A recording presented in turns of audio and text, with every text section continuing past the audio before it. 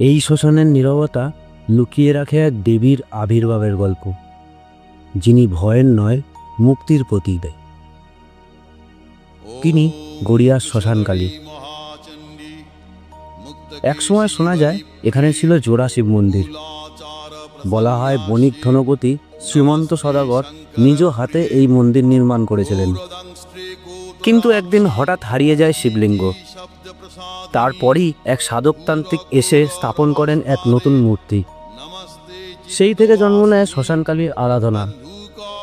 আজও কার্তিক অমাবস্যার রাতে এই মহাশ্মশানে হয় মহাপূজা, যেখানে ভয় আর ভক্তি একাকার হয়ে যায়। 119 বছরেরও বেশি পুরনো এই পূজা আজ দক্ষিণ কলকাতার বুকে বলে যায় এক জীবন্ত ইতিহাস। গড়িয়ার শ্মশানকালী, যেখানে মৃত্যুর মাঝেও জ্বলে জীবনের আলো।